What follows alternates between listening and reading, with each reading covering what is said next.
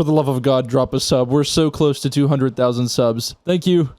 Hey, what's going on, guys? WALLAH here. In today's video, I'm going to be showing off all of the new solar subclasses for Hunter, Titan, and Warlock. I'm going to show you guys all the abilities and just kind of show you the damage types and what they changed and what they didn't change. So sit back, relax, and enjoy the video. First, we're going to talk about the Hunter dodges. They made a brand new solar Hunter dodge specifically for Gunslinger, and it's called the Acrobat's dodge. You dodge to perform an acrobatic leap. Upon landing, make yourself and nearby allies radiant. For those wondering what Radiant does, your weapons are enhanced by the power of the Traveler and deal increased damage to foes. The way this dodge works is pretty simple. It works like any other dodge. You have to be on the floor, which I thought was kind of strange because it says you leap downwards, but you just press your dodge, you slam to the floor, you do a little roll. It's pretty awesome. The next thing they changed is they added a brand new throwing knife, the lightweight knife. All the other knives are the exact same: proximity knife, the triple knives, and the weighted knife, but now you have the lightweight knife. It doesn't one-shot, but it does throw really quickly, and you get radiant every time you hit a precision hit. So it's pretty cool, but I don't think I'm going to be using it over the weighted knife since it only does 131 damage. There's also a brand new grenade called the healing grenade. This is only for the solar subclasses, and it charges really quick at 1 minute 22 seconds for the base cooldown. You also have all the grenade options for solar now, meaning you can use solar grenades on Hunter. You can now use thermite nades as well, fusion grenades,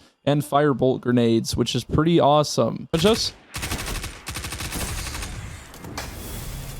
Oh, okay. And it'll just keep regenning too. And I think it might give you an overshield too. Hold on. Shoot it. Oh, no overshield. So it just gives you regen. It's not bad. That's pretty cool. Yeah, it does. Oh, so you have to grab it?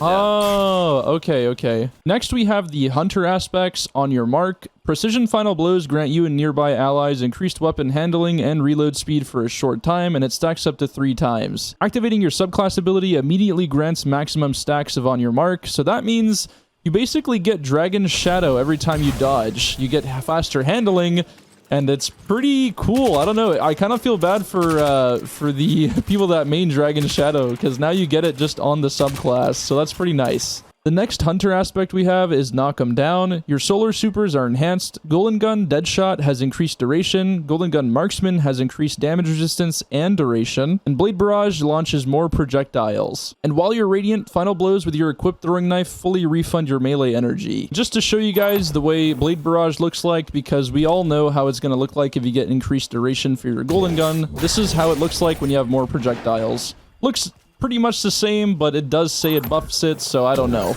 You can be the judge of that. Last but not least, we have Gunpowder Gamble. Defeat targets with abilities, solar debuffs, or solar weapons to charge up an improvised solar explosive. You press your grenade button to throw a solar explosive that can be shot midair to cause an ignition. So after I kill someone, you can see Gunpowder Gamble on the left side. You have to charge that up just like the Vexmitho class. Alright, so I just need one more kill here to charge it up, and as you can see, Gunpowder Gamble is now ready. I'm going to test it out on my friend here, just to show you guys. Your nade does get changed. I'm going to throw it, shoot it, and it does a pretty good amount of damage. I'm sure there are fragments that can cause the opponents to burn, but that's how it is by itself. It does a pretty good amount of damage. I'm going to show you guys the fragments on Hunter, although I'm only going to show you guys on Hunter because they're the exact same thing on every other class. First, you have Ember of Singeing. Your class ability recharges faster when you scorch targets. Next, you have Ember of Benevolence. Applying Restoration, Cure, or Radiant to allies grants increased grenade, melee, and class ability energy for a short duration. It also takes away 10 Discipline. Next, you have Ember of Beams. Your solar super projectiles have stronger target acquisition. It also gives you 10 Intellect. Next, you have Ember of Empyrean. Your solar weapon or ability final blows extend the duration of restoration or radiant effects applied to you. You also lose 10 resilience. Ember of Combustion. Final blows with your solar super cause targets to ignite. You also get 10 strength. Ember of Torches. Power melee attacks against combatants make you and nearby allies radiant.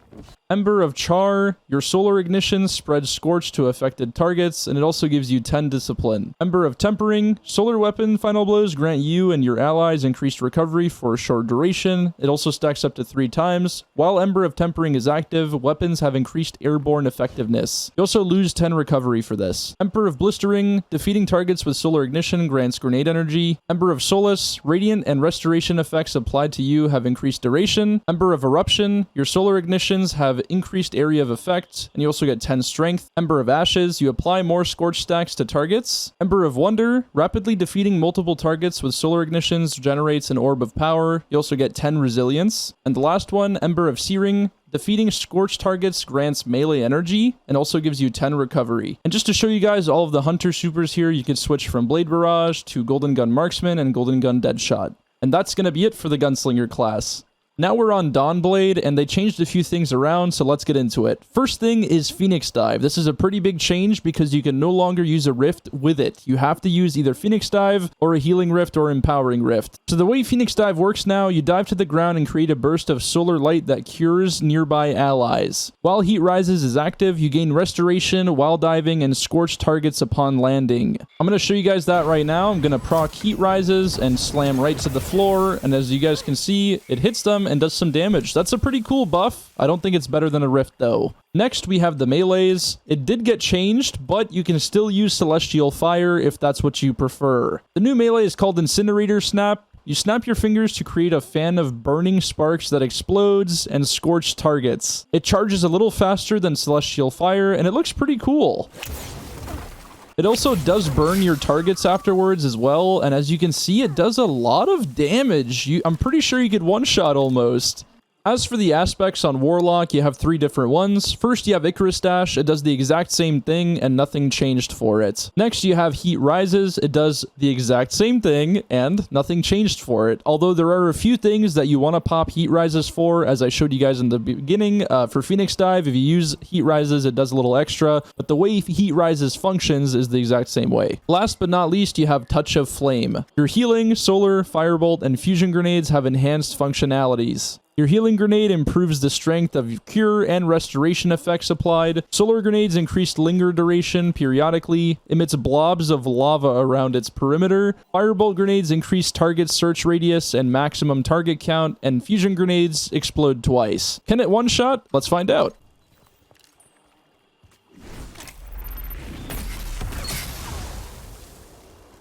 So it looks like anything that has burn effects does not burn people out whatsoever. I don't know why that occurs, but there you guys go.